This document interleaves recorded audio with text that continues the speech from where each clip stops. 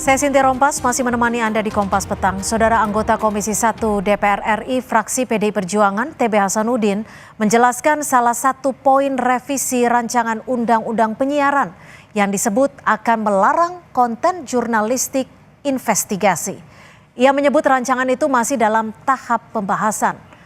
Soal larangan konten jurnalistik investigasi, TB mengaku tidak setuju dengan pembahasan itu. Namun menurutnya ada masukan untuk materi berita yang beririsan dengan proses penyidikan hukum. Perlu adanya penyeimbang dan dikontrol Komisi Penyiaran Indonesia.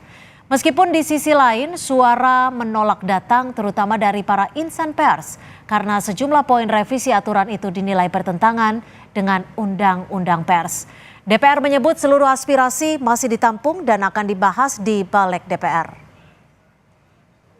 Masalah investigasi jurnalistik itu masih kita diskusikan, ya.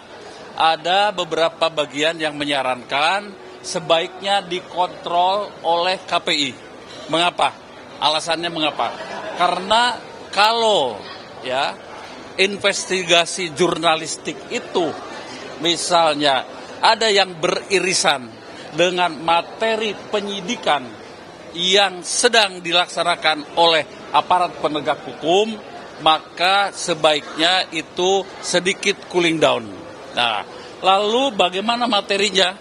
Ya diatur dalam aturan KPI. Ya, saya sendiri setuju tidak usah ada pembatasan itu. Ya, biarkanlah masyarakat yang mengontrol. Tetapi tentu kami juga harus mendengarkan beberapa baik positif dan negatifnya dari hasil investigasi itu. Dewan Pers tegas menolak sejumlah pasal kontroversial di dalam draft revisi Undang-Undang Penyiaran. Antara lain pasal soal larangan penayangan eksklusif jurnalistik investigasi, juga penyelesaian sengketa terkait kegiatan jurnalistik penyiaran dilakukan oleh KPI. Dewan Pers menggarisbawahi perlu ada harmonisasi agar penyusunan revisi Undang-Undang Penyiaran tidak tumpang tindih dengan undang-undang lain. Dalam hal ini, Undang-Undang Pers. Penyiaran media investigatif itu adalah satu modalitas kuat dalam karya jurnalistik profesional. Nah, yang kedua adalah soal penyelesaian sengketa jurnalistik. Di dalam RUU ini dituangkan di penyelesaian itu justru akan dilakukan oleh lembaga yang sebetulnya tidak punya mandat penyelesaian etik terhadap karya jurnalistik.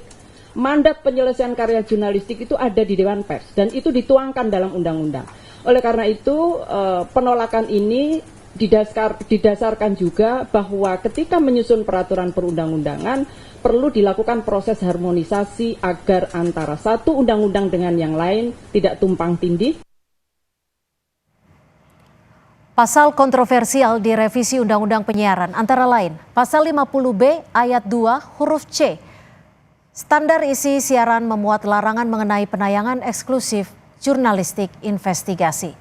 Lalu ada pula Pasal 42 bahwa penyelesaian sengketa terkait dengan kegiatan jurnalistik penyiaran dilakukan oleh Komisi Penyiaran Indonesia. Poin dalam revisi Undang-Undang Penyiaran itu tumpang tindih dan bertentangan dengan Undang-Undang Nomor 40 Tahun 1999 tentang Pers.